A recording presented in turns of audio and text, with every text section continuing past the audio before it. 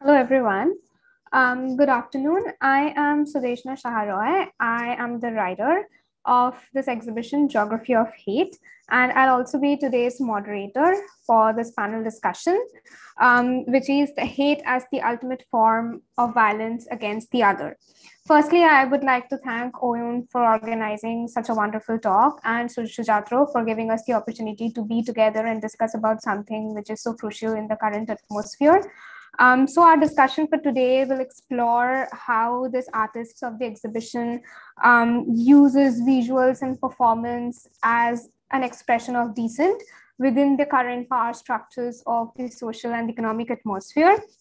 And how do we sort of rethink our identities and the hegemonies that are already existing and imposed by the state? And how, through our expression of dissent, we, in a way, sort of create a counter hegemonic narratives for ourselves and our communities. So as panelists, we have Karine Cheng. She is a teacher, dancer, and DJ from Australia. We have Fatma Noor Sahin. She's an artist, performer based in Germany. We have Ishwari Basu. She's a potter from Calcutta, India. We have Siddesh Gautam. He's a visual designer based in Delhi, India. And finally, we have Arijit Bhattacharya.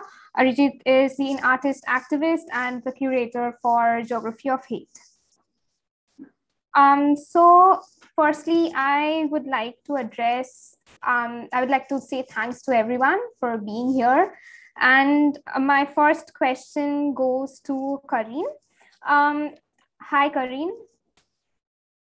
Hi. Hi. So in the performance that you did for Geography of Hate, we could see how you used both your body and words in a way to form an interdisciplinary practice to show how the hatred that is thrown at the other is embodied and is expressed through movements in body. So could you just talk a bit about your selection of words and how did you come upon the idea of using words and constantly blurring it in the process of your movement? Yes, so our project was a dance piece where we were writing words with chalks on the floor. And we had two lines which were made of two lines of words. So there were two strings of different word flows. And each flow and line was standing for a thought. So one was cohesion, one was division, one was stillness, and the other was change. So we went very intuitive with choosing the words because generally this topic is very was always something me and Farah were talking about naturally, like in all our conversations before being part of this project. We already had this conversation, so we didn't want to force like specific words, and we really went intuitive and just wrote down our thoughts, and those words just came out at that moment. Yeah, I think that was the question. Both of you sort of, you are from South Asian community, Asian community. How do you feel like working together in the performance? How do you think it strengthened your bond? Like you both are from different communities, but somehow you come from the same region. So how do you feel that affected your relationship with the other performer, Farah? I think it definitely bonded us even stronger together. While like having a very specific goal, I think it always helps to like focus the thoughts and focus like the conversation. But as I said before, I think what makes also our work and project very personal is that besides like putting this out for a specific platform, it's always part of our conversation already. But it was definitely very helpful for our bonding even more. And like in the recent days, since you are from the Asian community, in the recent day there is like a spike in like crimes and atrocities against the Asian communities all around. It's not only West but also over here. Like given the pandemic and the rise of the coronavirus, everyone is sort of targeting certain Asian communities in a way to say that, you know, they are the hated, they are the other bodies, and they are sort of a danger to our community in terms of health. Also, there has been a long history of fetishization of Asian bodies, or specifically bodies of Asian women. How do you negotiate with such ideas through your performance or through your practice? That's a very interesting question. I think dance helped me personally to be more confident with my body, and I think this specific view of like Asian bodies in like a positive negative way, mostly negative, but people think it's positive, like to have this fetish thing. And on the other side also like Asian bodies are also very different, like not the curvy European type of media bodies. It's always a very struggling thing growing up with that, I think, to at some point find the courage to just be okay and be confident with the body type. And for me, dancing really helped doing that, because for me, I found a lot of self-awareness and understanding of using the body to express myself in the way I want, and being able to dance and telling stories so people see what I want them to see, like ultimately, and not like putting myself there and just being a victim of what other people want to see in my body. So that was how it relates to dancing. And the other question related to the hate right now, I feel like in the media for the first time it's a bit more not at all more, but it's in some bubbles you can say that there is a bit of awareness that Asian hate exists. But I think for all Asian people who grew up in white societies, it's nothing new. And it's I don't feel like there's more hate right now in Austria, for example, because the hate level was always there anyways.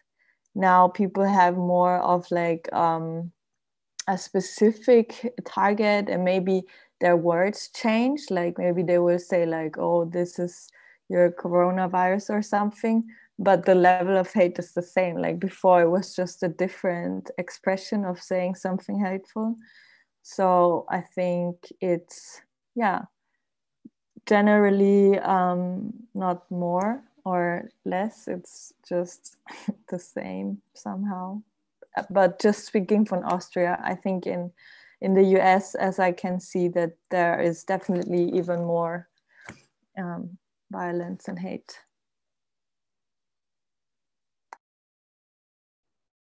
Thank you. It was lovely.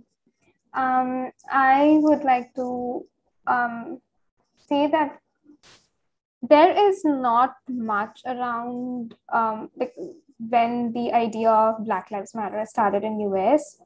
There's always this focused idea, like, you know, just because that's black and, you know, there is everything it's towards. So that sort of community also erases in a way the existence of Asian hatred, because we are always like, like especially in the US, there is not much of scholarship, or there is not much of reading that comes forward, or that is on your face in terms of the discursive idea that this is how the Asian resistance looks like, or this is how we are doing it back. There is also, I feel like recently there is a lot of literature, there's a lot of performance, there's a lot of art that's coming out, but I think we just sort of don't acknowledge it as a part of the problem. We always seem like just because the outlook of the bodies is white in a certain way, so it can't be related to Black Lives Matter or any such minorities.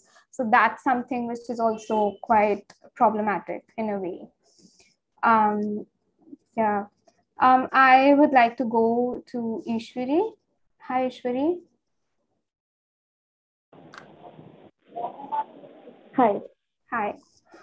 Since while Kareen uses her body to sort of, in a way, talk about her idea or her experience in daily life, on the other hand, you use earthy material like clay, like soil, to talk about your identity or, create stories.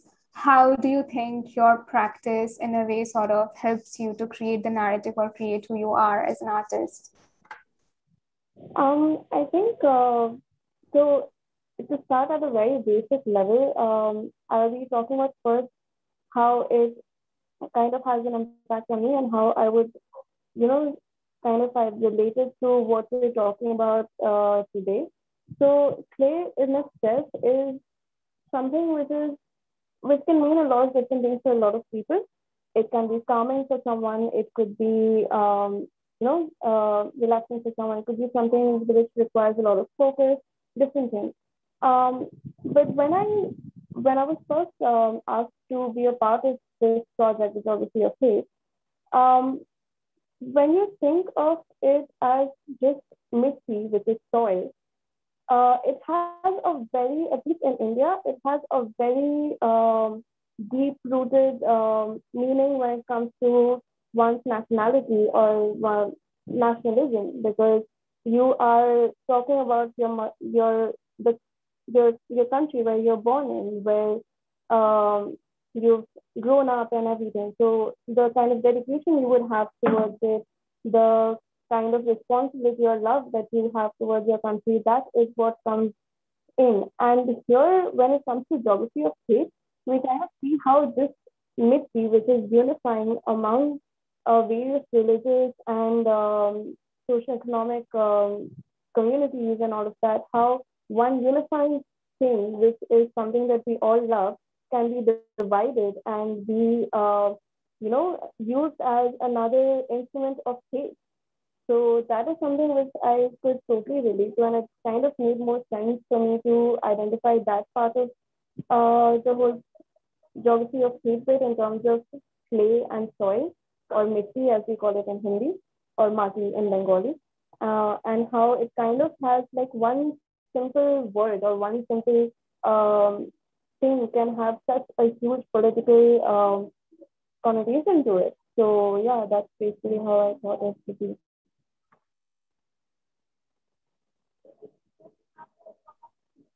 I was also thinking, when one talks about soil, or when talks about soil in terms of land, there is also this huge politics of who owns the land, who claims the land as his, in a way, like whose does the country or the nation belong, since it's the soil that's mine. This entire idea of how the soil, in a way, is also like strongly related to nationalism and nationalistic thoughts. So and currently, when one is constantly talking about the history of the land, the history of the soil, and to show the constantly show the rootedness one has to the soil, or to strongly suggest the possessiveness or the authority over the soil that's there, that's also something that's becoming very pertinent these days.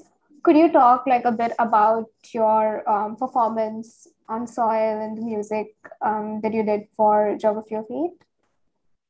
Sure. So, like we just discussed, it has a lot to do with how processes or how divided it has been in terms of the whole, like one entity has been made into like dividing the whole country in different ways, and you know, being the landed class and even in terms of people who are having to migrate to different cities, migrating back to their villages and still not having access to land or proper facilities or anything. And there's so many larger things that are at play here.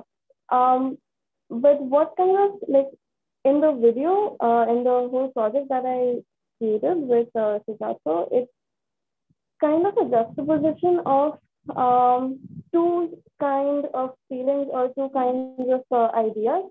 One is so if you notice or whoever's seen it, it has Tagore and Navagun Bhattacharya. So Tagore's song is very calm and very soothing to the ears, and it's more about being in the present, and it has a very peaceful attribute to it. And even historically, Tagore has been more towards, um, you know, unifying the masses and creating an organized protest through his art. Whereas Navagram Bhattacharya was involved in the Naxalite movement, and his was a more violent form of protest. Now, when we're putting them together, it's or putting them against each other, however you would want to see it. It's more like when you see the video, you see that at one point I'm sketching the clay and I'm bringing it up to the point that at one point it kind of breaks, right? So this is where the clay over here is the population of the country, or the people of the country, where you're being molded by the news, by the government, by so many things around you, and it reaches a tipping point where you can't stretch anymore, where you can't take it anymore, and you collapse. And that is kind of where we're already kind of moving towards. So it's more like it's a natural thing. If you push the people to a certain level, to a point where they can't take it anymore, there won't be any peace left. There will be more of violence than anything else. And that is something which is quite alarming, and people are not really ready to kind of, I don't know, accept. But I mean, that's what we usually do. We kind of live in denial because we actually see it happening in front of our eyes. So, yeah, I think that is what the idea is all about. Thank you. Thank you so much.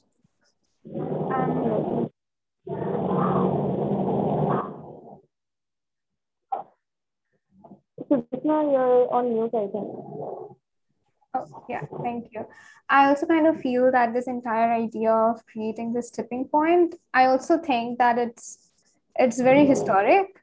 It has just a second. It's very historic, and it has I mean, one can only endure to some extent, and then after that one breaks, which is very much important into your practice with clay, and also the idea of shaping and breaking the clay at the same time, which is also very similar to the forms of resistance that we get. There is a breaking, and then there is you're creating something, you're creating an counter hegemonic narrative against the canonical or the state imposed narratives that are always there. So those narratives, when it pushes you to the brink, you sort of break, and then at the same time you also restructure yourself and present yourself as something else. So I also think like there is no breaking, but or like the tipping off point, it breaks, and at the same time it creates you in a certain manner that sort of can stand against what was used as a violence against you. So that's something which kind of creates pottery as something which is very interesting and something that can speak a lot about our ideas and our lives in general. Moving to Fatma. Hi. Hi. Hello. Hi, Fatma. So I was thinking like most of your practice somehow entails music. and also like music and performance, and how do you sort of use music to practice dissent, or how it gives you an idea of creating a bridge between communities? How do you use music as a creator, as an artist, in your performance of identity and cultural dissent?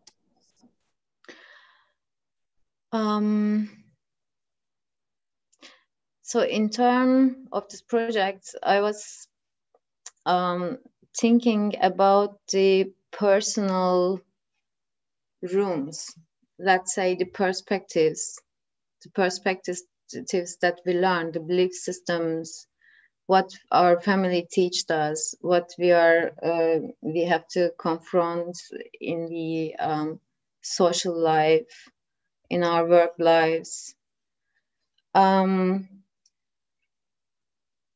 Basically, I'm thinking about the feeling of being and the feeling of hate. For example, for this project, I was basically thinking, I don't feel hate. I don't know what it is exactly. So from my perspective, it's a very difficult feeling, but I saw it. I saw it many times in people's eyes, and this is a very big dark hole. So this feeling is the basic of the creation. So how I feel myself, if I have to be in such a situation when I feel stuck, or when I feel I'm losing my freedom, I'm losing the connection to myself. And yeah, actually it's quite easy. I can't explain much more than this, you know. I was just feeling, I'm feeling when I do it.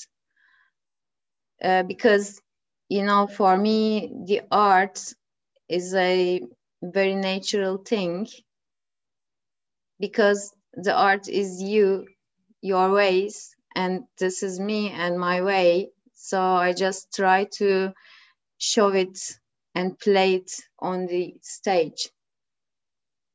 And our environment is really stressful. It's, yeah, we are living in very hard conditions. In every country we are seeing the rising of the fascism, racism. Everybody is fighting for something just to survive, even every day. You know, in Berlin, when you walk on the street, you see it every day, homeless people. This is very hard. This is a very emotional, big emotional stress. And also, basically, I'm coming from Istanbul, living since a long time in Germany, and I know both of ways, you know. I grow up in Istanbul, the Turkey, the atmosphere, all the socio-political atmosphere and political change, and how it affects it in Germany, being a person who is coming from Turkey, being a woman, etc., etc. I hope I could answer your question in a good way. Yes, yes, yes, absolutely. I was also thinking how it's something which also brings in different communities, and also can be in terms of even communities, like when one is stressed, or when there is, you know, so much political turmoil going on, music suddenly becomes a space to sort of ease down, sort of, you know, uncoil and like break oneself into how one likes and then reconstruct. So I was reading this article on like how there are like growing migration in UK, and so this Black community, they form this small DJ clubs, the DJ nightclubs, and they sort of like stay there for the entire day. So like this is also how music becomes something which is also a marker of existence, in a way that becomes like, you might not resist us, you might not like us, but we still choose to live through our music, through our creation. And through the performance of our identity as well. So that's something becomes very interesting in terms of music as well. Well, I think it's much more to see in this Corona time, because we are all suffering because of the financial difficulties. But it was always like this. Nothing changed. So I'm working also as pedagogue, and this is a very hard atmosphere. You are never paid good anyway. Nobody's respecting what you are doing. Basically, as a pedagogue, as a musician, what I'm doing is like building a new generation with the question asking why, because we don't learn to ask as children. We just accept, there are rules. We are teach, like somebody's telling you always what is right and what is wrong. So we have no space to find our own truths, which is also very difficult because there's a system, you have to grow up. You are always built to be a successful person and earn your money, have a good statement, and there's no space for it. There's no space for being human. We are so far away from the nature, from our own nature as well. Actually, that was also my theme in this project. Questioning yourself, who I am, actually. What's that pain that I feel every day, and you always have to find a motivation, whatever you do, just to wake up sometimes.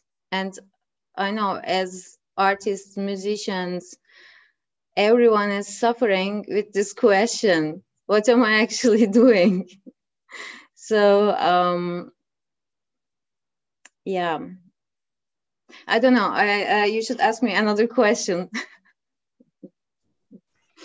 I was also thinking that since you performed live for the exhibition, how was your experience? And I think live performance is something which is quite a political act. One can say it's occupying space and being yourself or performing one aspect of yourself in front of a huge audience. So how was your experience being a live performer? That's a nice question. Actually, being on the stage is just being yourself, because every day we have to act being someone else. And at this stage, I could feel I can be weak, sad, or, how I feel like. It was very, very nice experience from my side. I really loved it. And I was totally honest with everything that I did on the stage. And I was using, for example, some healing bowls or the classical instruments in more experimental ways, or just singing, which didn't have to be perfect, because it was not about perfection. It's just the opposite, because we are not perfect. The system is not perfect. Nothing is perfect, and we are always forced to be perfect in that perspectives, in that rooms, in that frames. So it was for me coming out of that frames and just being a bridge with the feelings to the audience. Yeah, true. Like, given in the current capitalist situation, one is always expected to be at his or her best. Like, always you have to present yourself no matter what's going on in your life, no matter what kind of crisis you are having. You have to be presentable. There is a certain kind of performativity that all of us does. It doesn't matter if we are artists or if we are in a corporate job. Every identity that we possess, it requires a certain kind of performance as well. And do you ever feel that you also have to have that kind of performance, like the daily performance of being yourself, of being a woman, or like in that way? Do you ever feel that? Of course, in many different ways. But you know, I have to say, I feel that since I'm child, I was, for example, as a child, people are always asking you, what do you want to be when you are grown up? And I didn't know it. Actually, I wanted to be a belly dancer or astronaut or whatever the people would love. And I was saying, I want to be a teacher. So, and then you are respectable because you want to be a teacher. And so now also, you know, I'm teaching people. Actually, I have quite alternative ways, or let's say, a free mind for everything, but I cannot show it every time. I have tattoos. I cannot show my tattoos because it's not respectable. But it has nothing to do with my person or with my job, or how I do my job. Or, you know, you have to take care of what you are wearing every day. And I don't know, daily life is a big performance, actually. I think I'm acting a lot, if I have to be honest. And if I find this space, I'm so happy being of myself and being with people around me who are liking also being their selves and being honest, sharing the matters, sorrows, or happiness, you know, just being open. That's why I'm very happy being a part of this project and being with lovely people like you. I hope we will see each other one day also in person and meet. Yeah, So for sure. I hope the same. Everything is sort of, I feel like everything is crumbling down. Like there is this lack of like physically being in a space and creating this narratives, and it's all digital, and how we digitally sort of coordinate with each other in our tiny bubbles. It's kind of it's like an apocalyptic scenario right now where one can't just step out. We just have to be in our bubble and operate everything within the screen that we have. It's kind of weird. I mean, I never thought that there would be something like this that we would go through, but here it is. yeah, it became kind of a reality that nobody wants to accept, sorry. Yeah. I would like to ask Siddesh right now. Hi, Siddesh. Thank you. Hey. Hi. For your visual piece for Geography of Hate, you used three characters, Savitribai Phule, and then you used Frederick Douglass, and you used P.R. Ambedkar. And how do you feel that, like, these characters, how do you find your inspiration through these characters every time? Because as Fatma Noor and I, we were talking, like she was talking, that there is always a certain kind of performativity that one has to do.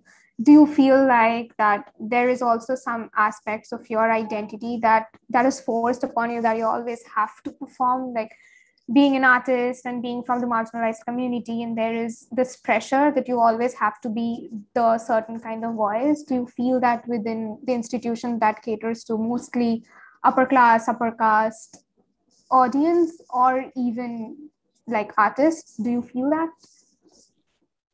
I guess to answer this question, I feel like before an artist, I come from a community, because Indian structure, the structure that that India has made or developed for a very long time.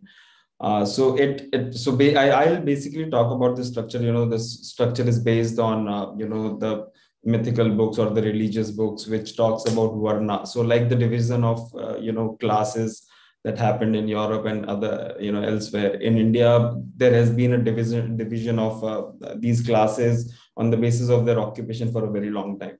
So there have been four castes who have four varnas who have proper name, who comes from different part of the body of the god. And I come from a community which doesn't belong to any of these four varnas. So I come from this fifth varna, which does not have a caste. So my grandfather and his father, they were all untouchables. So when you talk about going towards nature, or going towards back to your roots and everything, I cannot I will not accept it, and I will not be accepted where I go. Because in my village, my cousins, even though I'm speaking in English, they are still orchestrated, they are still living outside the villages. Some of them are tanning and other things. So we are trying our level best to get everybody educated, but this cannot happen in 1 year or 2 year or something like that. So, and when you talk about a performance, are you performing in everyday's life? Yes, I have to perform in everyday's life, because I'll not be accepted for what I am. And the kind of industry, or I would call it an industry rather than a country, because the kind of people here are they do not care about what your occupation is. They mostly care about what is your last name. So first the last name is important, then your occupation is important.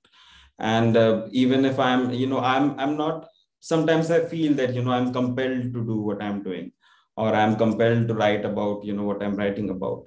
But the thing is that somehow it is important as well. I do want to express myself as a human being and everything, but I do not really know how to be that human being. I really cannot get into your mindsets and imagine the world like you guys do.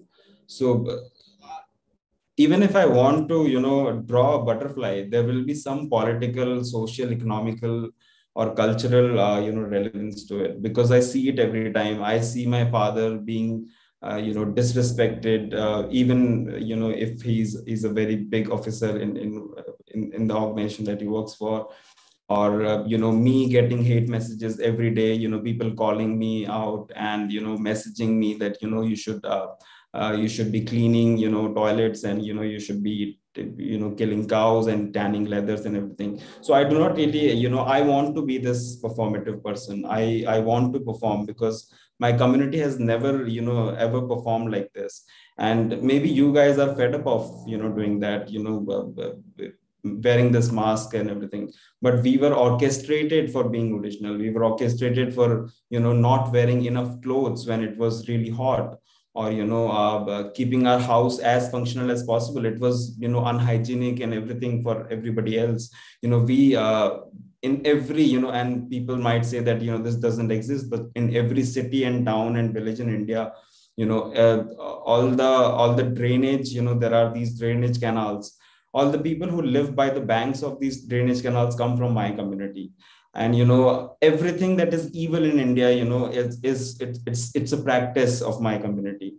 Be it eating of pig, or buffalo or cows, or be it whatever they call as hygienic, or doing minimal jobs and everything. So I really want to have this, I want to really perform. I really want to wear good clothes. I want to speak in a certain kind of language. I want to be with you in the same room and talk about intellectual things that we all talk about. And maybe someday my kids will have this privilege to talk about things that we should go out of this performance and everything. So this is the step that we haven't reached. We are trying to reach that step. So maybe if we will not find it right, we can we'll think about going back to from it. Yeah. Also, since a lot of your work talks about, like, your work directly comes from your history, from who you are, it's personal at the same time, it's very political, like it's politically charged.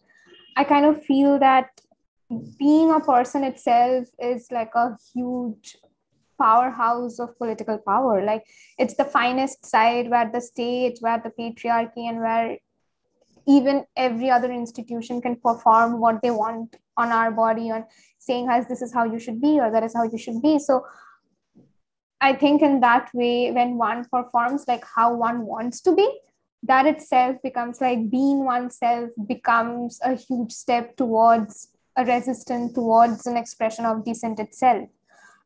Could you like talk about, since your work is falls a lot under the expression of dissent, and you talk about a lot about Brahminical patriarchy and how the communities have been exploited over the centuries in India. Could you reflect on your journey and how your experience has been being that artist? Yeah, actually, I was brought up, very well. I believe that, if I'm here or talking to you or, presenting my work anywhere, it's because of, how I was brought up. And it was my father was the first generation who went to, college and graduated.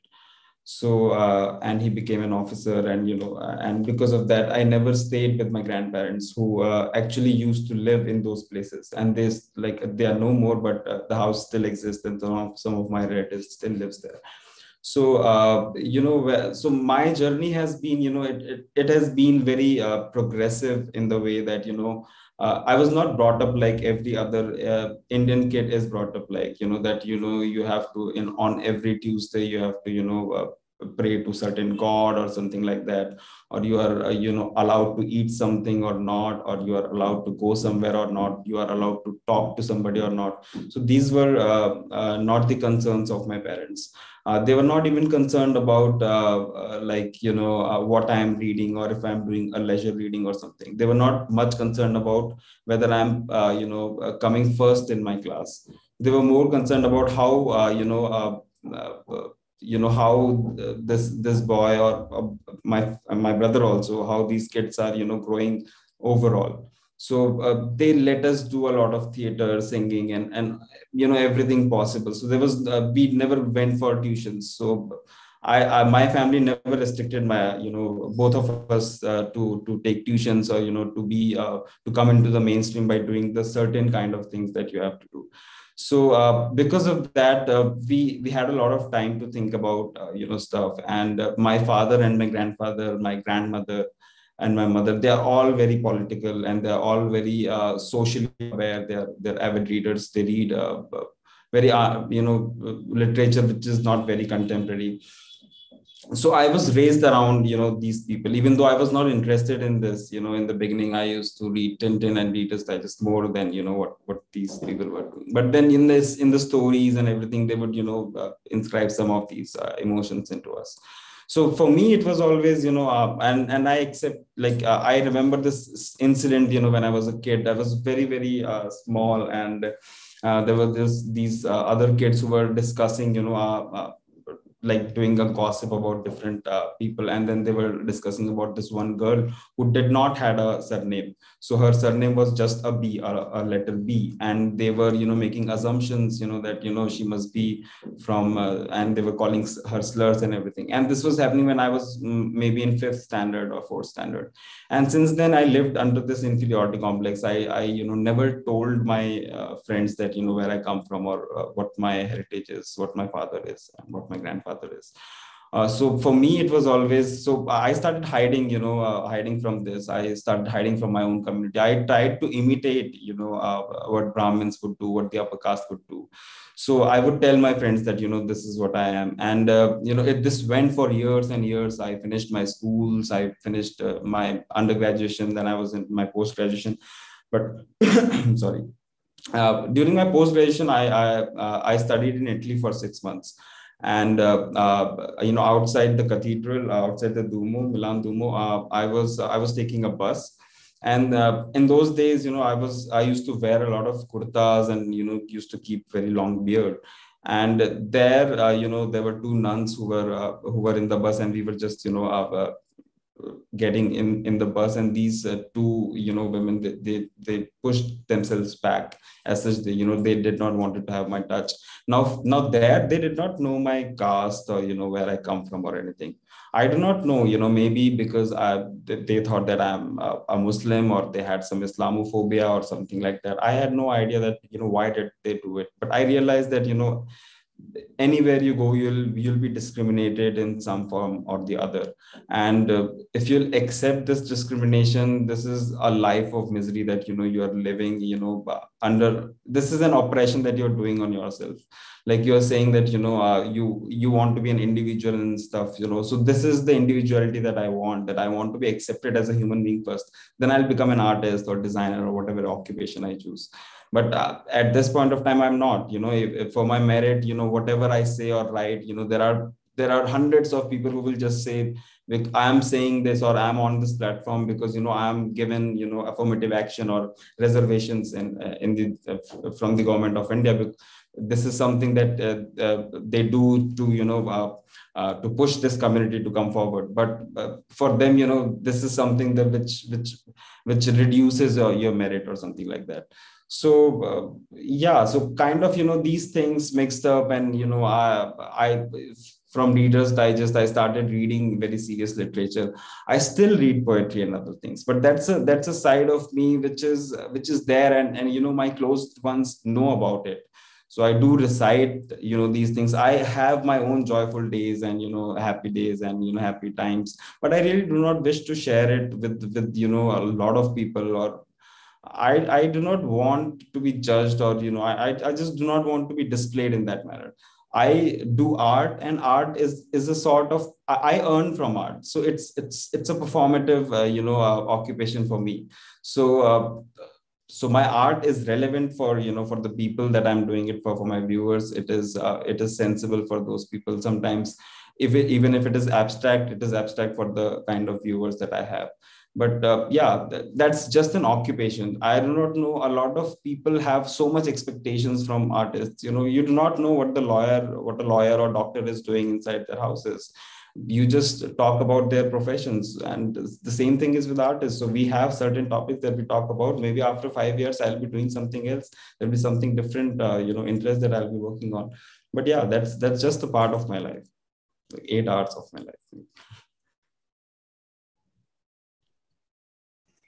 Yeah, even when you were talking about, reading comics and reading poetry, and then you suddenly have to shift to heavy readings and politically charged readings, and how your parents and grandparents were always, they had a political action, they had this political identity as well. I kind of feel like that's also something which upper class and upper caste people, for them, it's like an option.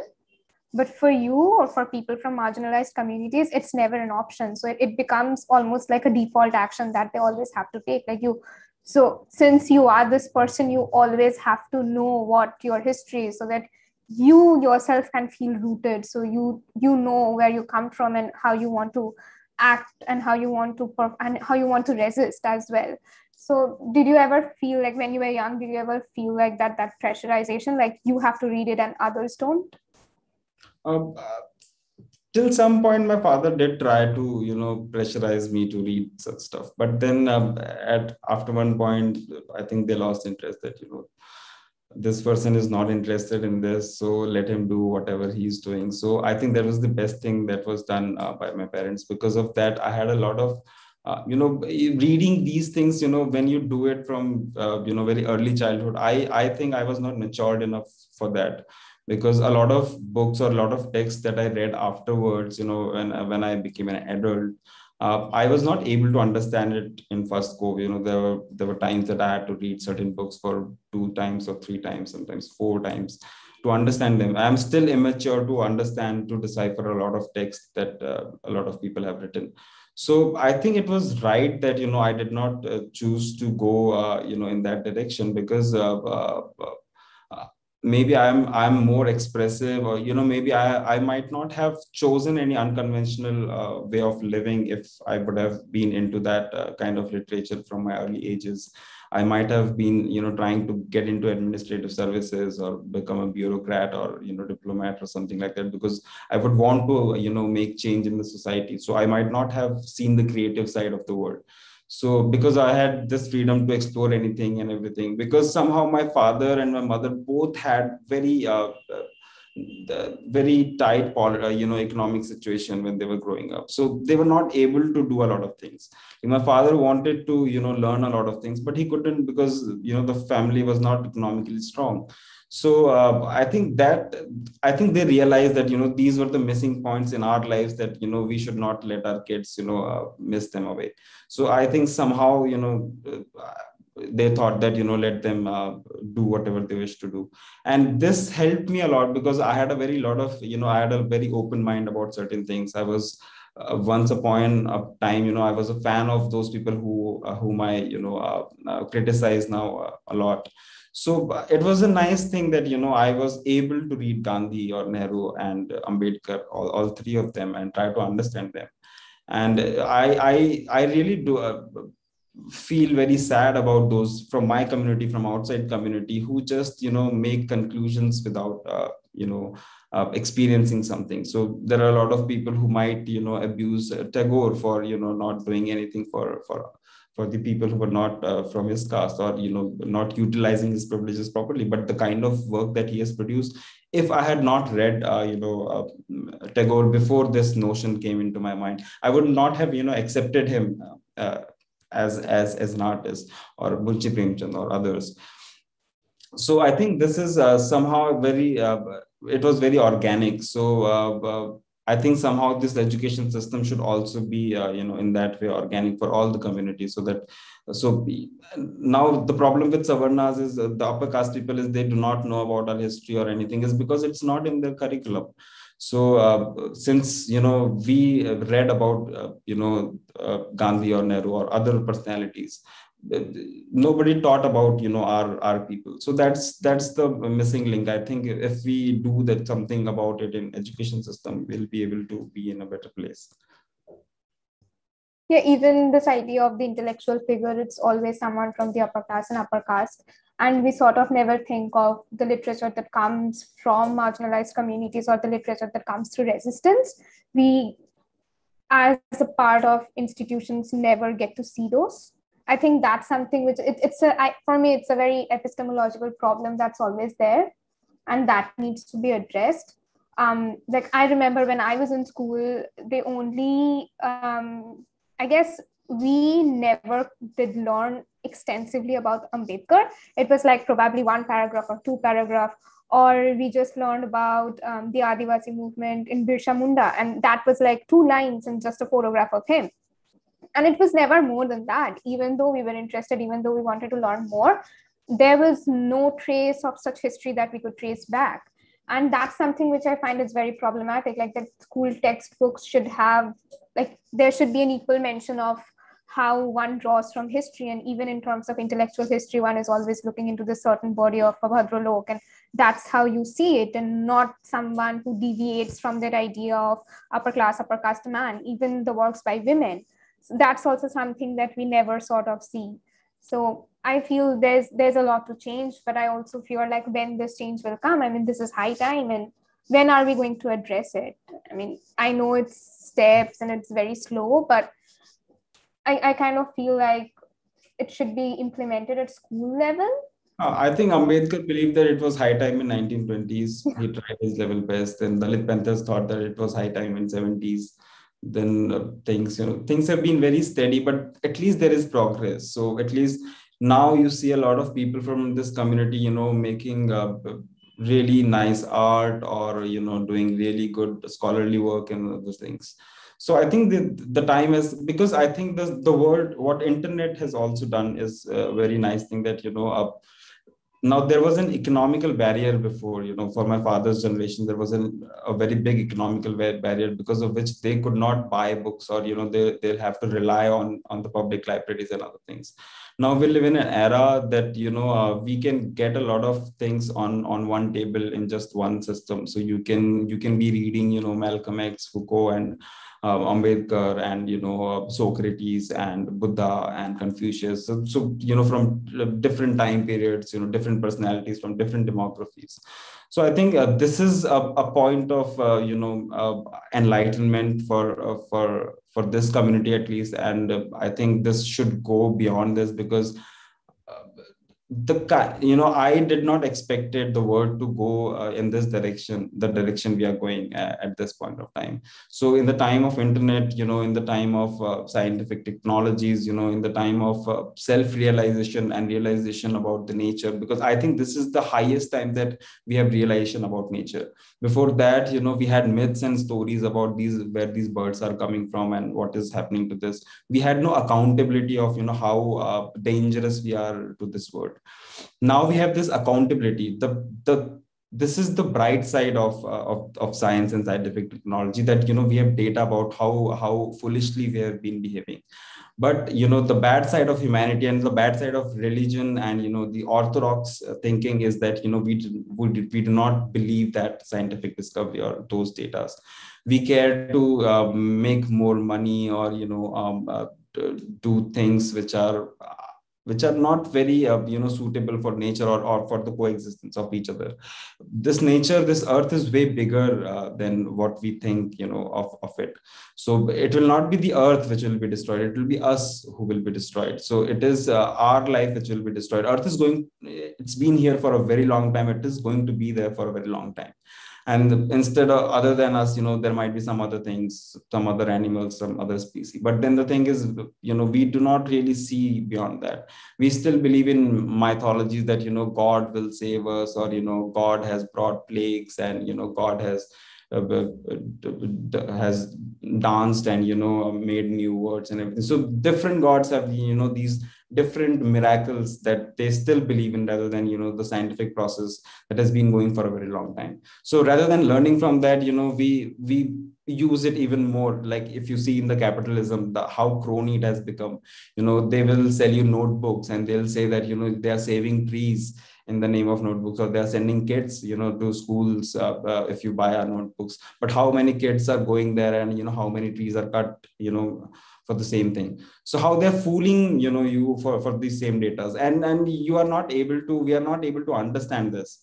Now when I talk about when I go back to my community, I understand this upcycling and recycling, which is sold very in very pompous manner by these capitalist companies, is done by those people anyways.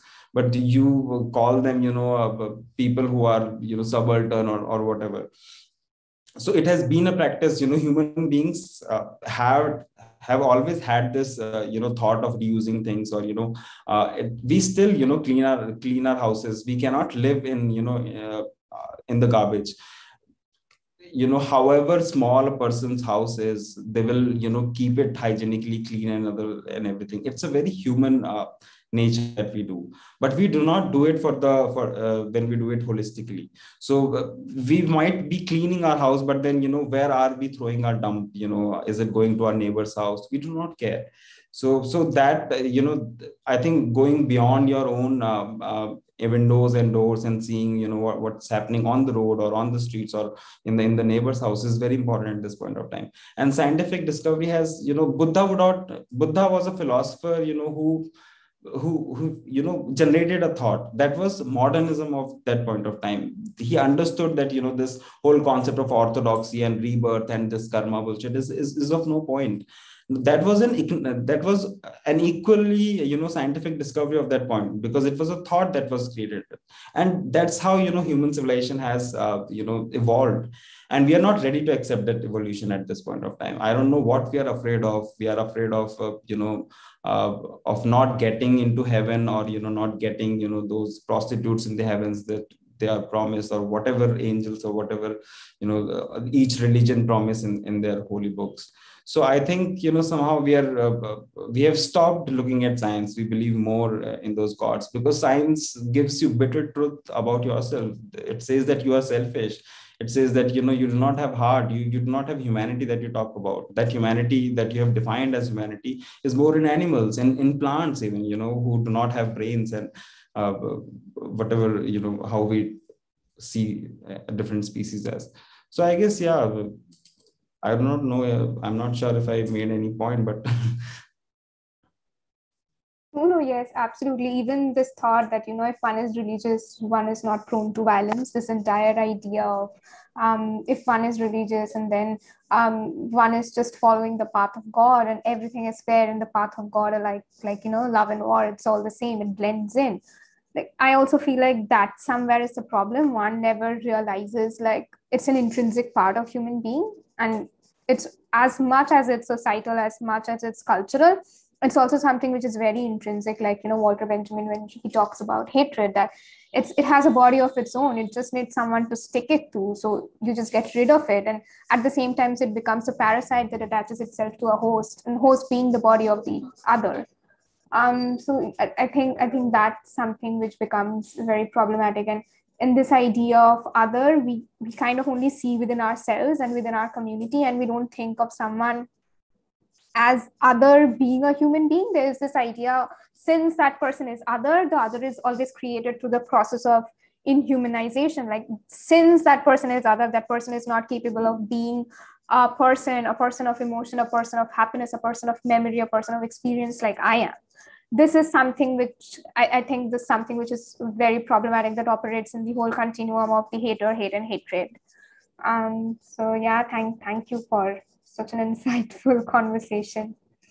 Right now, moving to Orijit, since you are the curator of the show, I would like to say that this exhibition itself, I think it becomes a space for expressing cultural dissent through visuals and performance. And it's not only about showing visuals or performance, but also bringing up our anxieties, vulnerability, and paranoia of being in this current social turmoil and political uprisings. Um, could you share your thoughts on this expression of dissent, where there is always this norm that is being imposed by the state as a normative rule?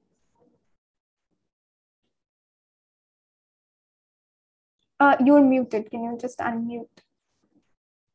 Sorry, I thought I unmuted myself, but yeah, before answering, I would just like to take a moment of silence for all the people who are dying in India at the moment because of the pandemic, which is there, but it is in this scale because of the utterly disgusting government that is not capable of taking care of its own people.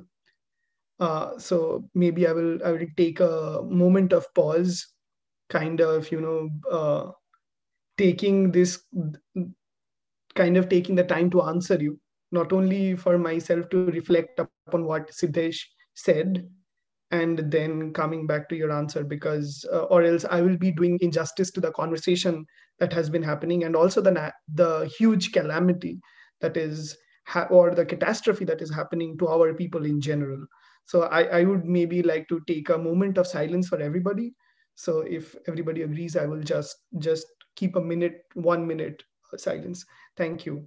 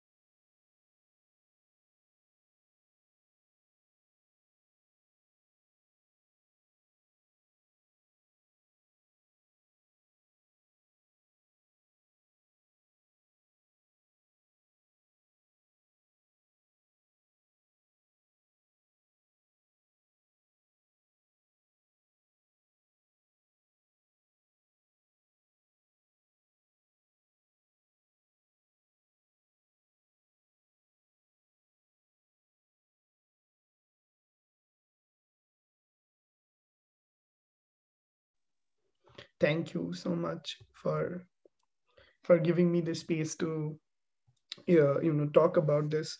And maybe I will like, before going to the answer of your question, I would maybe try to drag a few things from what Siddesh was saying.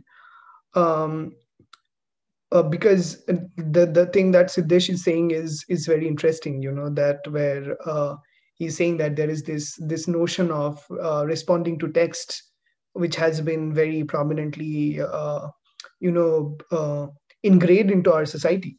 if you look into the whole historical argument of text, you'll understand that what the Brahmins did to the society, to the Indian society, is exactly what the colonizers did to the colonized spaces.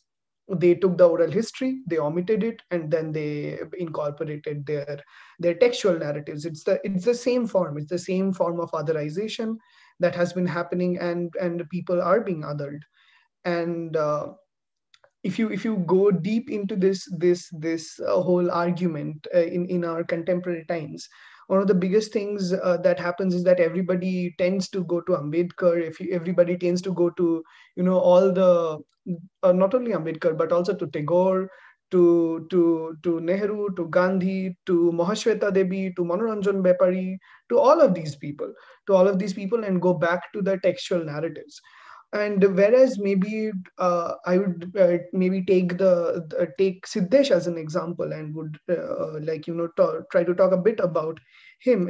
What makes it more interesting for me is that we are living in a world today where we should not be understanding language only from the written perspective, from the perspective of the scriptures. And the moment we understand knowledge in its form, where it is only coming from textual form or forms which are didactically established, we are actually cutting out a huge amount of people in this world. If we look into our own folk dances, if we look into our own music, folk music, or if we even look into the amount of oral narratives which have been around this huge world, we have not been listening to them. We have not been participating in that. And we have been completely failing them as a production of knowledge. And I think this hegemony somehow needs to be shifted. And not only I'm talking about the things which have been produced in the past, but I'm also talking about things which are being contemporary happening. That's why I was talking about Siddesh. Siddesh's images, the posters he creates, or the works he creates, are actually a form of knowledge production. And it will be completely naive of us if we claim that it is not a form of reading things, or if it is not a form of understanding things. And I think this is what is happening in academia. We are in a cultural sphere where as pedagogues we are being taught to look into university structures, or look into books and manuscripts, and try to reproduce the similar structures, similar things. Um, I personally see culture or knowledge coming from multiple possible forms or versions. That's why in our show also we see someone like Kalpana Puppet Theater, who is doing a different kind of puppetry work. We see Amir Aziz extremely beautifully talking about poetry. I think this also then comes to the question of aesthetics. What is aesthetics in the context of cultural descent? I personally believe that for me, the last most amazing aesthetical work that I had seen was maybe somewhere in the films. Somewhere that was not at all being mentioned even as a good film. Maybe a child's cartoon, some Pixar film. Yeah, I think Pixar films in general are very problematic, but yet extremely powerful notions of conversation regarding a lot of things. One of the things that is coming to my mind immediately regarding Pixar is the Lego film. Like, where in the Lego film, the kids are making and taking shapes, making things. The Lego people, they are making different things, and then there is this guy who comes with super glue and tries to fixes the Lego world. This is exactly what is happening to our world at the moment. Even though I'm borrowing these arguments from different philosophers, different people who have been talking about all of these, but I think it's extremely important for us to talk about the world that we are living in. I see resistance, I see dissent in advertisements. That's how, there is a very problematic side to capitalism, obviously, because how it is there. But capitalism, if we completely see it, resistance in capitalism that is, I think, we need to see, because I think capitalism as a term is also becoming extremely outdated. And because we are not living in a neoliberal or a capital society. It's not at all a neoliberal or capital based society. We are living in a completely different kind of society, and we need different ideas. Like that's why I'm thinking of this Bangladeshi rapper Tabib Ahmed. I think, if I'm wrong, somebody may correct me. He writes this song called Chapnai Bhaya. It's a very catchy song, and that completely talks about how he comes from a very marginalized community, or even in the context of India, how Sumit Samos also does a huge amount of work. And if Suraj Yangde is important, if Rajashri Guddi is important, I see Sumit Samos being another most important person in this, if it is a context about India. And in the context of Asian community, even though Jackie Chan is a problematic person, but he is an icon who upheld a lot of things, who upheld a lot of things for the overarching Asian community. And in terms of cultural descent, or the question that you asked me, I think I personally believe that firstly we need to destabilize the knowledge structures, the hegemony of knowledge that we have. Because knowledge, we need to understand in today's context, is contestatory. It is something that needs to be contested, that needs to be argued about, that needs to be dissected. And the best way to do is, to go into the spaces for our own selves, to look into the forms of resistance that we find. Like, how this character Bartleby kind of says that I prefer not to be.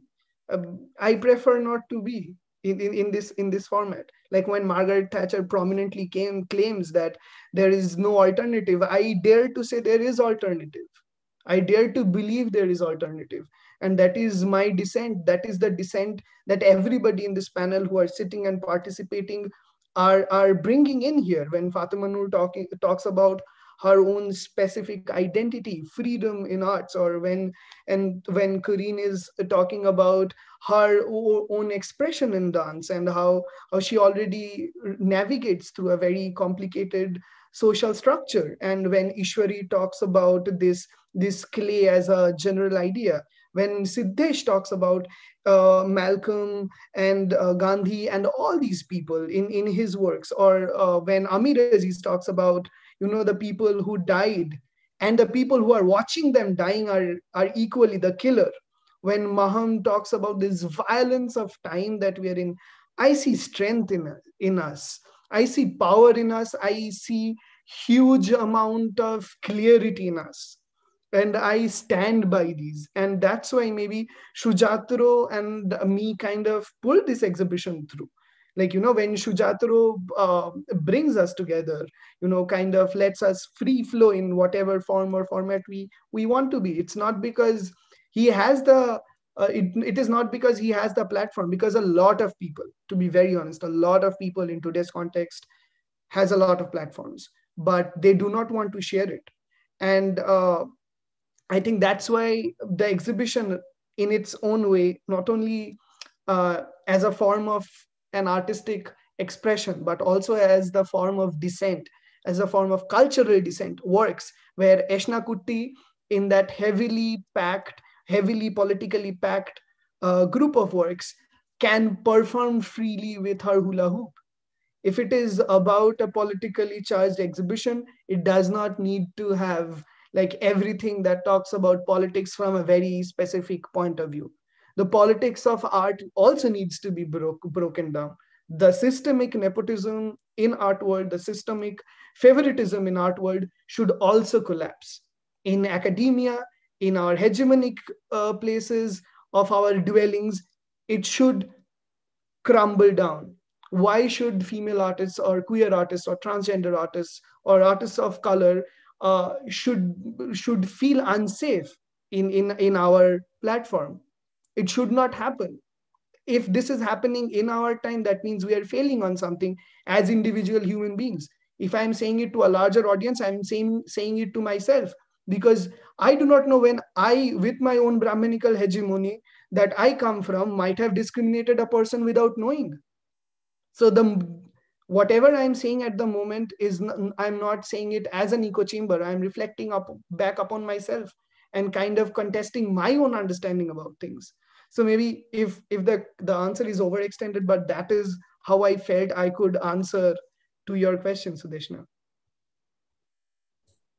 Yes, yes, absolutely. I think this interrelationship that we share, within the oppressor and the oppressed, I guess it's through upholding this interrelationship through our own reflection by looking into ourselves, what are our internalized oppressive activities that we have been doing for so long. I think that's the space where we start to break and regenerate ourselves as more empathetic towards other communities, and not just see them as inhuman others, or others who always have to perform this idea of, like, working with resistance. I think resistance also comes from the side of the oppressor, that you have to resist whatever has been passed down to you for centuries, and you create your own identity, you create your own history, and you remake your own relationships that you share with the other communities as well.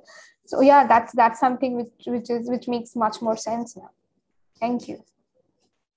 We are like reaching the final part of it. I just wanted to have like an open discussion right now. So I was thinking that since most of us here like are creatives or academics or pedagogues, do we really have this safe space where we perform our identity, where we are who we want to be, or even our political allegiance? Do we really get to show that?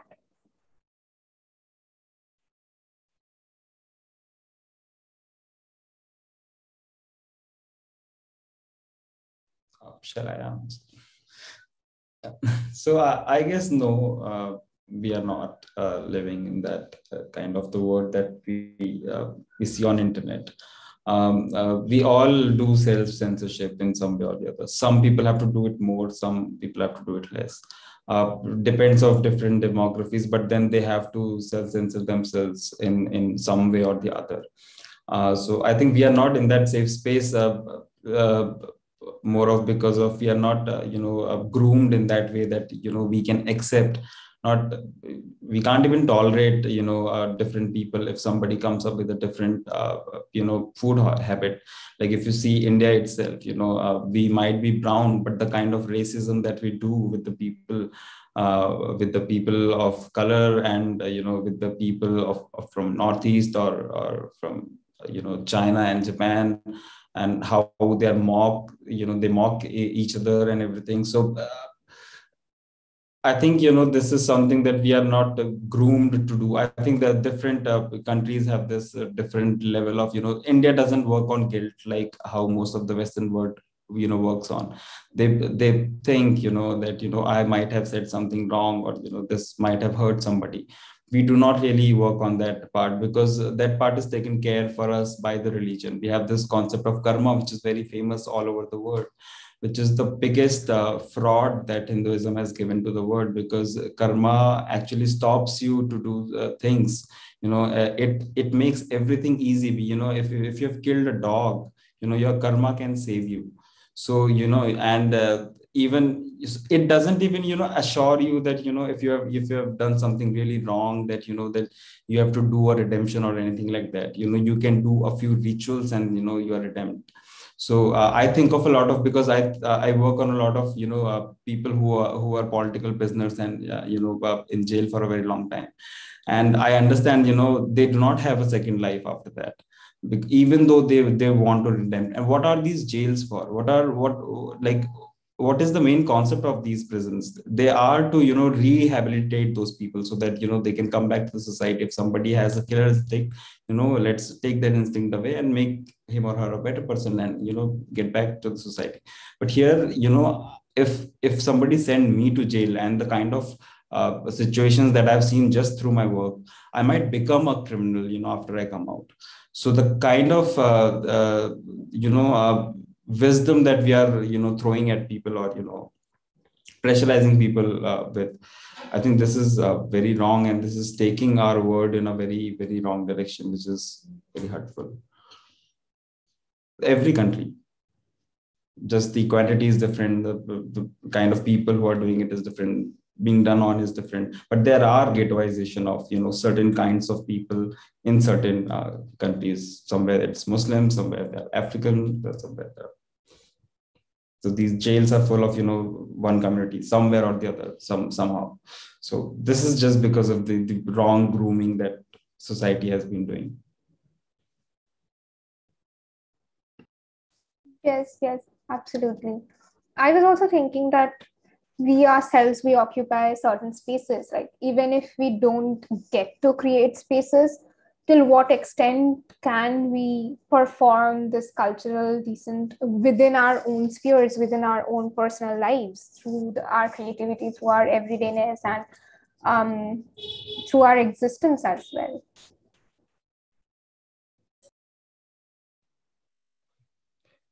Maybe I will just take this cue to say something.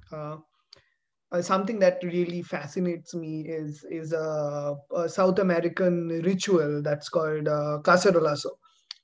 You take out your pots and pans and you bang it, which our prime minister reappropriated for his appreciation for the health workers who are currently dying. Uh, Cacerolazo is a very interesting idea for me. It's like, imagine if we all somehow would able to come out and do it in our respective spaces for the respective causes we stand for. Um, I think the key to your question, or the answer that I can think of at the moment is through everyday resistance. Like Foucault says, where there is power, there is resistance. Like, I would quote this Palestinian philosopher, Leila Abu Muhammad. She would say that where there is resistance, there is power. It's completely taking it on a different way. And I think the best thing that you said, that, like, in the first, if we take the answer to our own self in our own surroundings, I would say we need to first de-Brahminize our own households. Secondly, we need to decolonize our academias. Thirdly, we need to be more humans, because there are no others. The more other there will be, the more problems it will generate. And thirdly, in terms of disciplines, I personally believe that the disciplines should not be understood as nouns. They're verbs. Art is not a noun in any possible form. Art, music, dance, literature, they are not at all nouns. They are verbs. And people, how in the poetics of the language, how they use these words as nouns, and how they kind of use it for the benefit of the economic and social power structure. I think this can only be broken down when people use these words as verb.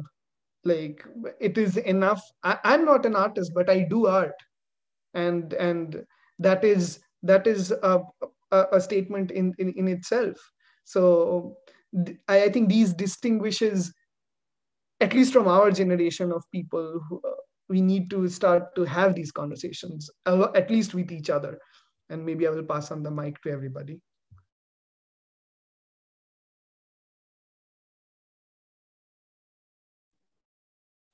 Yes, absolutely. I agree with you. I also feel that it's through collaborative, it's through collective actions that we can really think of creating this space or decolonizing. Because if I, as an individual, take this idea, fine, I have to decolonize, I think I'll be doing it just for myself and not for the rest of the community. So I guess it lies. So if one wants to address or if one wants to create this counter solidarities that goes in opposition to the nation, or if one wants to create grassroots activism that directly speaks to the issue, I think we always need to have intersectionality. We always need to have a transcultural, transborder conversation.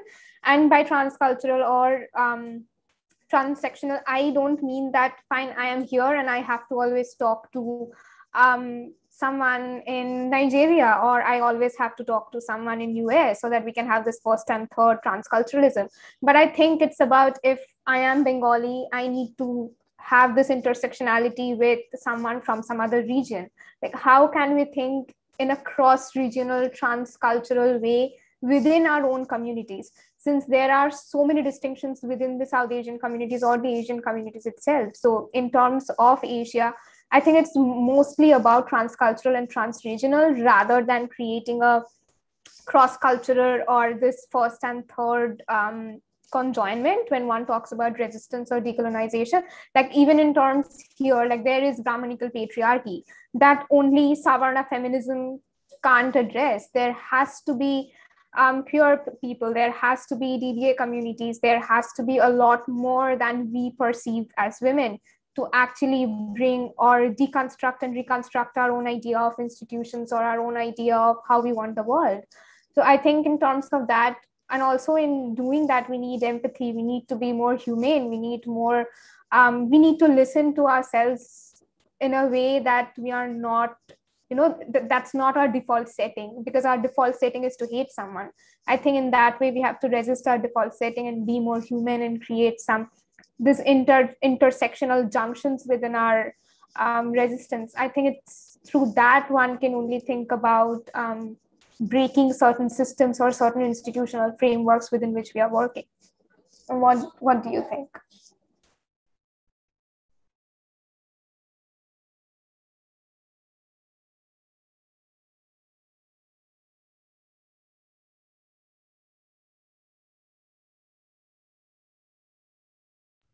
Everybody's thinking. I think it was a very long question. I couldn't really catch it. I have to be honest. Could you ask in a shorter form, maybe? No, we were thinking about how do we create counter hegemonic solidarity. So when one talks about solidarity, one thinks the nation or the majoritarian solidarity that's there, that's always operating on the so-called othered bodies, like, Black, people of color, queer, and other marginalized communities. But I think in terms of this bringing or deconstructing the institutions, as Orijit was speaking about, or deconstructing the pedagogy or the knowledge production or even the history that we know of, I think for that we have to be more humane, we have to be more more accepting through the intersectionalities and through creating dialogues, not that I am the author or I have the authority to change this, but rather through the dialogue that, fine, I have this identity, and how can I relate to, how can I reflect on myself through someone else, and how can we create this narrative or counter narrative rather together. So I think togetherness and collectivity and collaboration is something that's, I think that's the key to thinking about decolonization or, breaking down the institutional frameworks. There is one thing I want to ask. The sentence I was going, being more human.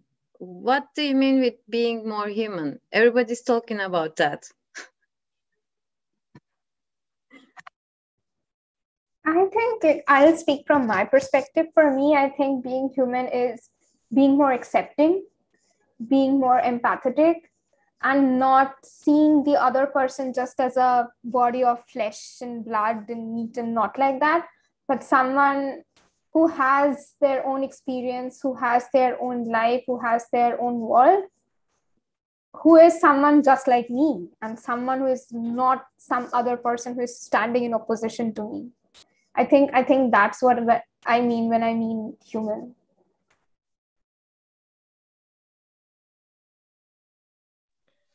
I think like if I answer your question, Fatmanur, is that for me I would maybe go back to the historical name of, or not the historical, the scientific name of humans. Like, we are named as Homo sapiens sapiens in our scientific name, which in Latin means the wise man. I think that needs to be changed first, because the problem lies over there. First, the Latinification of us as individual as a collective entity, and then coining us as wise and then man. So somehow this needs to be deconstructed if I'm saying that we need to be more human, because human is beyond wise man. So that's what I personally believe. But don't you think being wise, I understand from what you were telling, like, in native communities like Aborigines, I don't know, in different communities that I'm a bit excited, sorry. Well, they are living in the nature. They are accepting being of a part of the nature, and they are not looking for more value. They are kind of surviving and living with nature, so with their own human bodies and natures as well. So maybe our problem is that the system that we built, and we are stuck in that system, which cannot let us being humans. And this is happening since centuries. It's not today's problem. It has been so many civilizations. They killed each other. Also, people in color, they were killing each other. This problem is already since, I don't know how long time, it better probably, Arjit, thousands of years. So I think maybe we basically think on hate. So do you think, is there any other creation on this earth can feel that feeling of hate? I think the best examples are amoebas. I like, with my understanding, I have never understood an amoeba or a blob to be hateful to another blob or to be another amoeba. Or I think ours, that's what I was also trying to answer, like, you, is that um, this form of scientific understanding of things also comes from a hegemony. Science is a hegemonic practice. So what happens to us, what, like, the communities that we are today looking at with so much of romanticism, I think they have suffered the maximum blow in the process of scientific discovery or destination. The black women, the Adivasi women, the Adivasi children, the tribes of different parts of the world, who became scientific objects for people. I think that is the hate, um, is different from a hate that originated for empire building. Science is a very hateful process. Like, if you look into the a very huge, I like, this is what I'm talking for myself. One of the huge conversations that is going on from yesterday in today's context is this embryo, human embryo, which was injected into a monkey, and how this rhesus macaque and human embryo could develop a mixture of both the things. So how do we respond to this question? Like, yeah, to for our own scientific belief. Like, they are saying that not for a lot of things human body can be used, so it is so-called more human to do research upon something like this.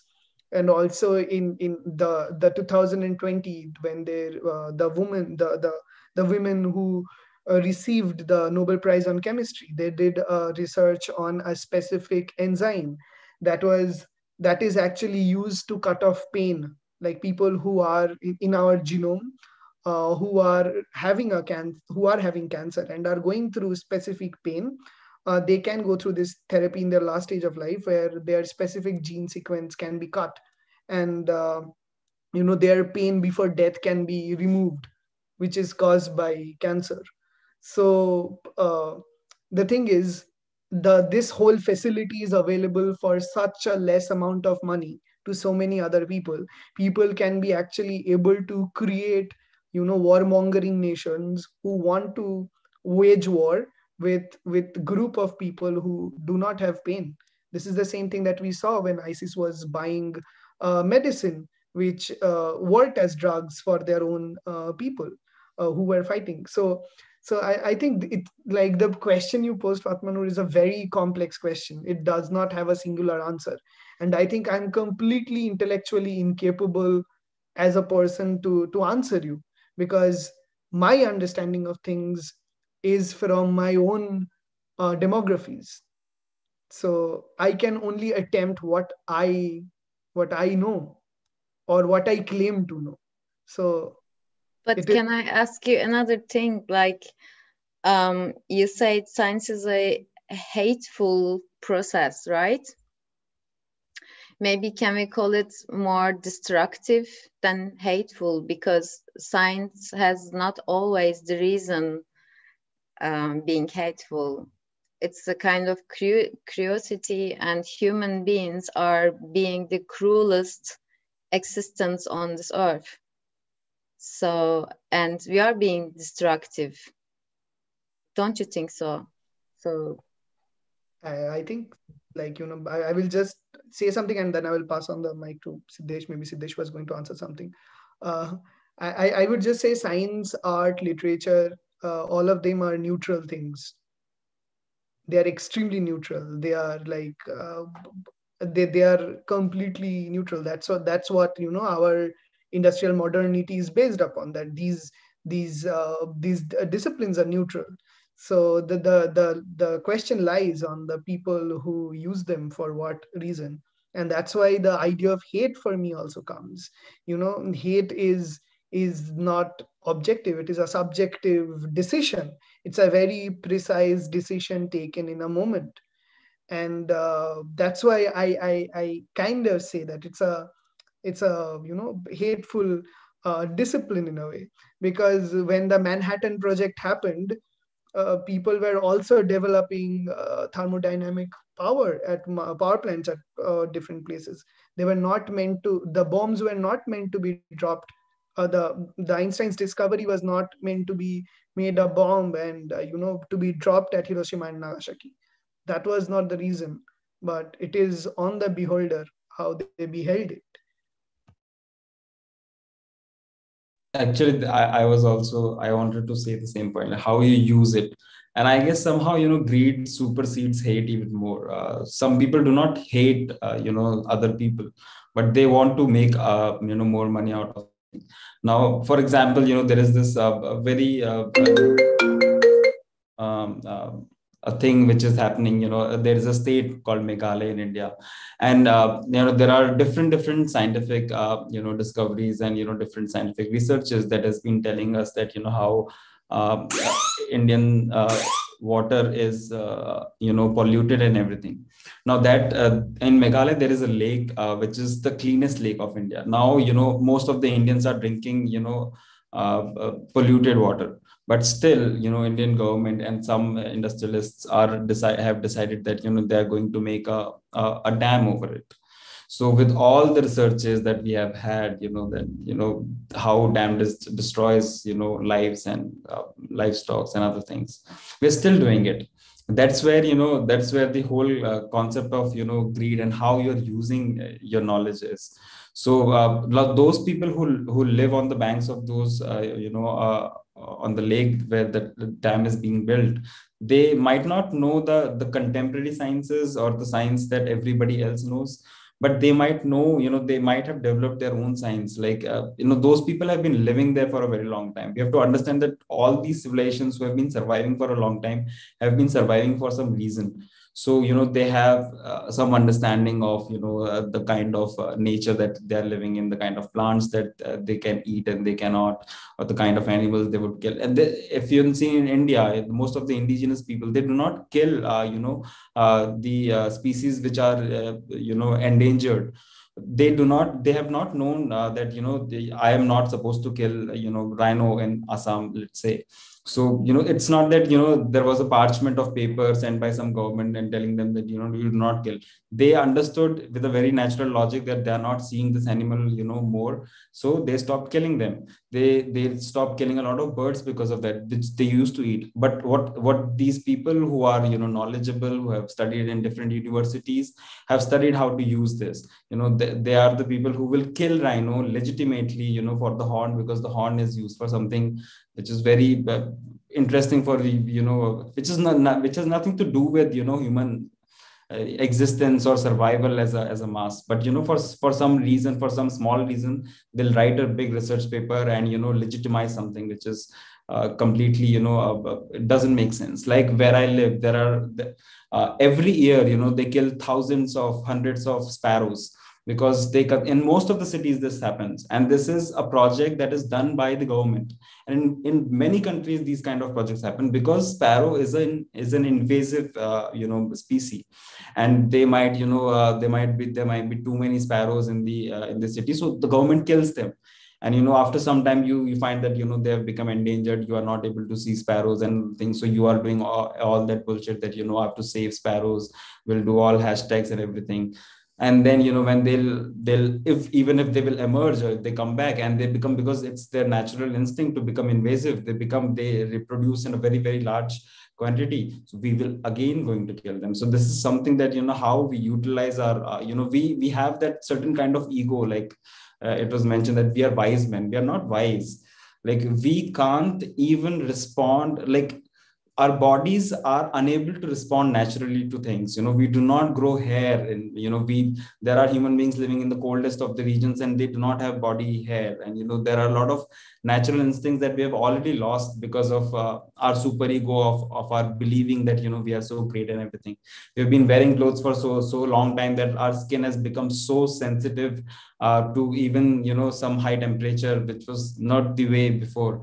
So this is in the name of evolution, we are also weakening ourselves, and we are not looking at the natural way of it's. I know that science has helped a lot of people in pain and a lot of people in diseases, but it has helped first those people who could afford to pay for those things, and then they have paid for other things. It took almost 70 years to eradicate polio from India, and there are still a few cases that comes up here and there.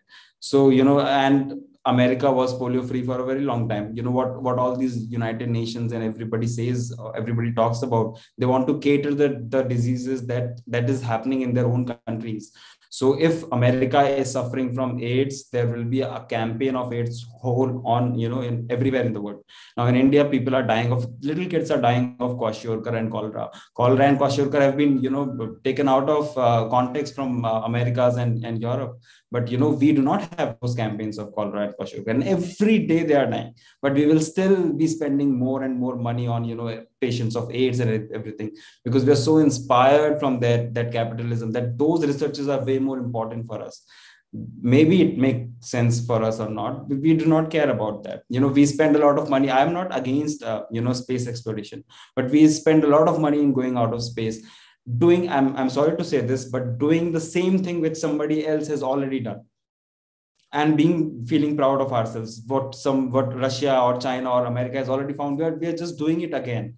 And there are kids dying, because of polluted water, because of polluted air. And I do not understand, how this distribution of knowledge is happening.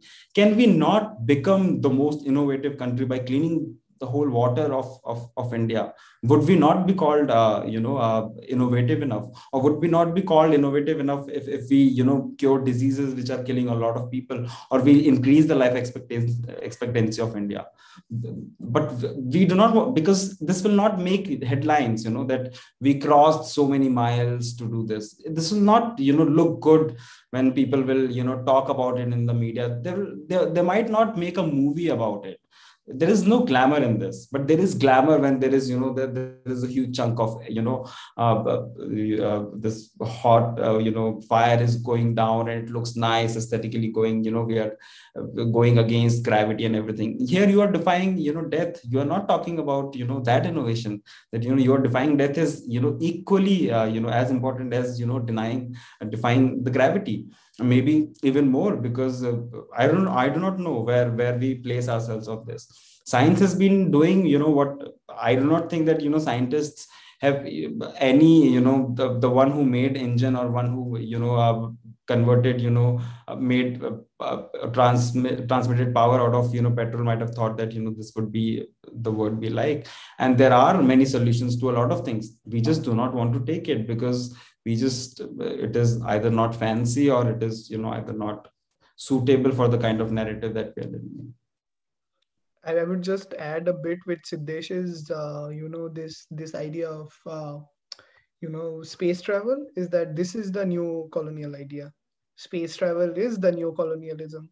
We really want to colonize another planet, another space, another areas, entities, even our own moon in whatever form and format, because we want to legitimize our claim with anything around us. Our science is based on humans. Our science is based on glamour, and like just like you said, and until and unless this neo colonial strategies are questioned, nothing will happen. Yeah, absolutely. I agree. But I also have to remind we are coming close to wrapping everything up. So I just have like last question for Kareen.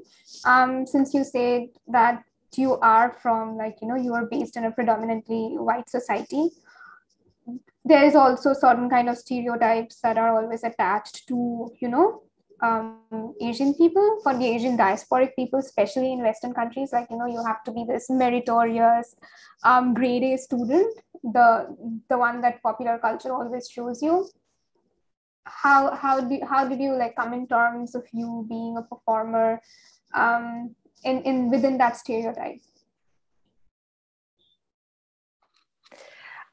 First of all, I just wanted to say thank you, everyone. It's so, like, my mind is going in so many places, and it's really, really, really interesting to hear from all of you. And it's like traveling almost in my mind to India, and I realize more and more, like, how much in a bubble one is, but at the same time I feel so connected, because everything you say is so resonating with me. So yeah, thank you for sharing so much knowledge and thoughts. That was, yeah.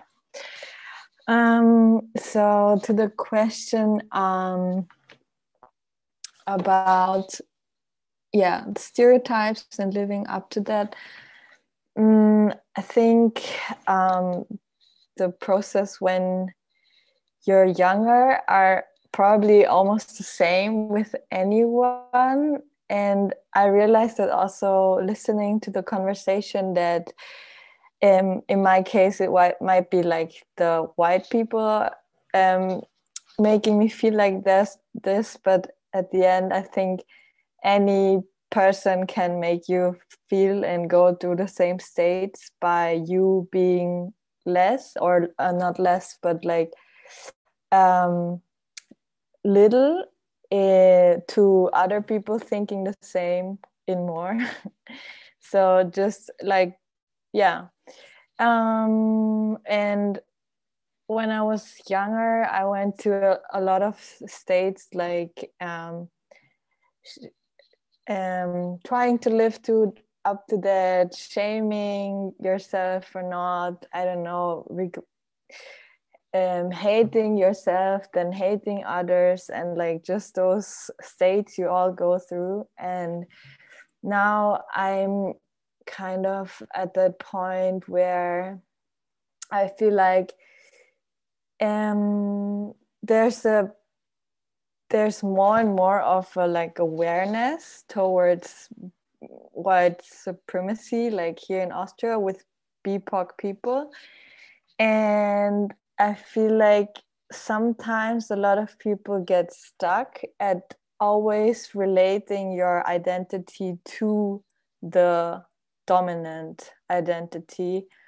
And I feel like that's what I'm right now working at, or freeing myself of, is to always see yourself in a relation to the dominant narrative, because no matter how much aware you are that you're marginalized or not, you still are like in a relationship to the oppressor. And I think the exercise or the process I work on is to just free myself of any of that relation to that, because I feel like I've been at another conversation with Asian people in Austria, and they see themselves very much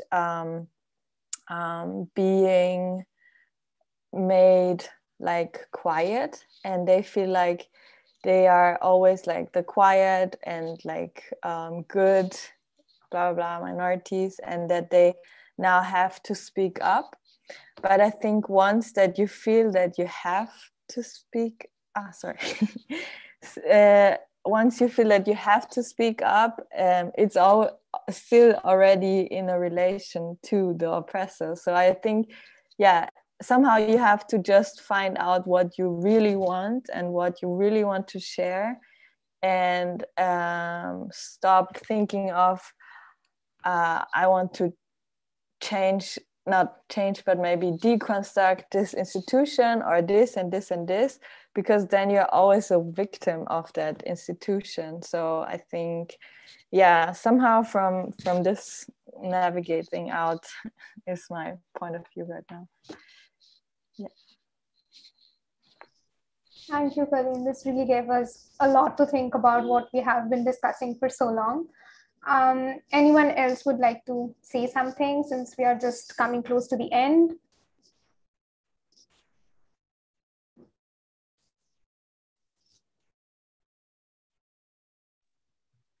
I think I would like to maybe read two lines of one of my favorite poets from our region, Qazi Nazrul Islam.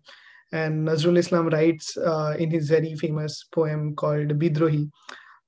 He writes in the end is, আমি চির বিদ্রোহী বীর বিশ্ব ছাড়ায় উঠিয়াছি একা চির উন্নত শির. I think this is something that would this is something that I resonate with, is like I will always be a rebel, and I would try to move beyond my own circumstances. I think this was somehow the what I learned from everybody. At least that is what I accept as from everybody, from everybody's spirit. Thank you so much, everybody, for giving at least me so much of things to reflect upon, to learn from. And I would like to, after you, just I thought about that, read a small phrase from Nazım Hikmet. This is one of the most famous poets from Turkey. And that says, to live like a tree alone and free and in brotherhood like the forest, this yearning is ours. Thank you. Thank you, everyone. Thank you to all those participants who are not present today. Farah, Amir Aziz, Eshna Kutti, Anushka, Qazi Rahman, Maham Shahid Khan, Vasundhara Srivastava, Kalpana Puppet Theatre, Shubham Mukherjee, Karun Spiel, Mahir Dhuman, Ghazal Ramzani, Oindrila Mitra, Abhimanyu Pratap, and Osama Anwar. And thank you to all who created such a beautiful conversation that gave us a lot to think, that made us to travel to so many spaces and gave us such a beautiful diasporic discussion that also are interrelated and interconnected at some points. I hope we meet like this often. I hope we get to discuss things like this. I hope we see each other soon when everything ends. Thank you, everyone, and all those who joined. Thank you. Have a lovely day ahead.